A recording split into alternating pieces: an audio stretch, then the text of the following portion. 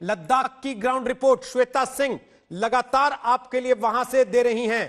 आज भारतीय सेना और वायुसेना जमीन पर और आसमान में साझा अभ्यास कर रही हैं। श्वेता, आपको वहां से ग्राउंड रिपोर्ट दे रही हैं। श्वेता, दरअसल इंटीग्रेटेड बैटल ग्रुप्स जो हैं वो भारतीय सेना में जब चीफ हुआ करते थे जनरल बिपिन रावत, उस समय से उनका एक प्लान रहा है। जब से सीडीएस हुए हैं उनकी बहुत बड़ी उपलब्धि ये रही है कि अरुणाचल प्रदेश के इलाके में, पूर्वोत्तर के इलाके में उन आईबीजीज का इस्तेमाल किया जाए।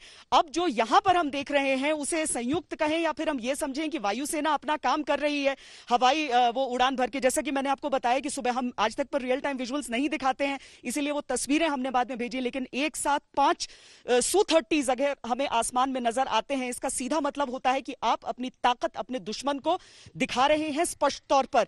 जहां तक सीमाओं का सवाल है, वहां पर हमारे भारतीय सेना के जवान लगातार तैनात हैं, जो लेह में मौजूद रहते हैं। उनकी ट्रेनिंग उस हिसाब से चलती रहती है, तो वो लगातार न सिर्फ फॉरवर्ड एरियाज में बल्कि यहां पर बेस पर भी ये सारे जवान और वायुसेना, क्योंकि वायुसेना हम इतने दिन देख रहे थे कि एक साथ संयुक्त आप नहीं देखते कि सारे विमान फाइटर एक साथ उड़ान भर रहे हों, और इसे अपने दबदबे के तौर पर ज्यादा देखा जा सकता है।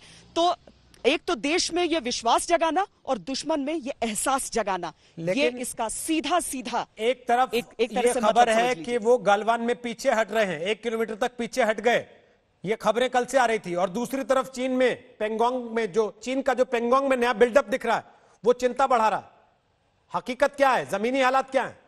गलवान में खासकर जहां पर स्टैंड ऑफ की जगह है, वहां पर हम 1 किलोमीटर पीछे मूवमेंट दिख गया है चीनी सेना का। डिसएंगेजमेंट को लेकर जिस तरह से भारतीय सेना से लगातार बातचीत हो रही है, उसमें चूंकि ज्वाइंट सेक्रेटरी स्तर की बातचीत भी जुड़ चुकी है ताकि कहीं पर कोई गैप न रह जाए। तो कोशिशें तो पूरी हैं, लेकिन उसके बावजूद पेंगोंग सो के इलाके में जो ट्रूप बिल्डअप चीन की तरफ से देखा गया था, वो एक तरह से चिंता बढ़ाने का कारण है, चिंता का सबब है। तो उन चीजों को लेकर भारत बहुत वॉचफुल है और एक एक चीज को ध्यान में रखकर ही आगे के कदम बढ़ाए जा रहे हैं। इसीलिए हम भारतीय सेना और वायुसेना की इस तरह की ट्रेनिंग, इस तरह की अभ्यास और इस तरह के शक्ति प्रदर्शन की तस्वीरें भी हम देखते हैं।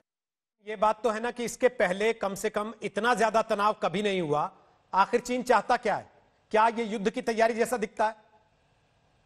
देखिए, मानना पड़ेगा, क्योंकि उसे भी मालूम है कि इस समय भारत की जिस तरह की शक्ति है और जिस तरह का दुनिया के बाकी देशों से उस पर दबाव पड़ रहा है, जो एक तरह से हम अपनी कूटनीतिक विजय के तौर पर भी देख सकते हैं। ऐसी परिस्थितियों को देखते हुए कम से कम वो भी युद्ध जैसे हालात बना सकता है, लेकिन युद्ध लड़ने में वो भी नहीं यकीन करेगा, क्योंकि चीन का अल्टीमेट लक्ष्य होता है कि वो अपने आप को एक इकोनॉमिक सुपर पावर के तौर पर दर्ज कर सके। अब अगर माइक पॉम्पियो की तरफ से ये बयान आ जाता है कि अमेरिका इन चीजों को देख रहा है और जिस तरह की ट्रूप की बढ़ोतरी की वो बात कर रहे हैं इस पूरे इलाके में, वो चीन के लिए सावधान हो जाने की जरूरत है। चीन भले ही अपनी अकड़ में ये कहता रहेगा कि हम अमेरिका से ज्यादा शक्तिशाली हैं, लेकिन उसे भी मालूम है कि इस समय में जब पूरी दुनिया उसे संशय की नजर से देख रही है, जब मेड इन चाइना को लेकर न सिर्फ हिंदुस्तान में मूवमेंट शुरू हुआ है बल्कि दुनिया के बाकी देशों में भी, वहां की भी जनता नाराज है और चीन को अपनी उस छवि पर लगे हुए दाग को धोना है, तो वो इस तरह की चीजों में उलझकर कितना बड़ा रिस्क ले सकता है ये तो चीन ही जानता होगा, क्योंकि कई दफा उसने शांति की बात करके उससे उलट काम किया है। इतिहास इसका गवाह है, सिर्फ हमसे नहीं बल्कि दुनिया के अधिकतर देशों से जिससे उनकी सीमाएं लगती हैं। चाहे साउथ चाइना सी में आधा दर्जन देशों से उसकी दुश्मनी हो जाती है, या जापान से जिस तरीके से वो उलझ जाता है, ऑस्ट्रेलिया से जैसे उलझ जाता है।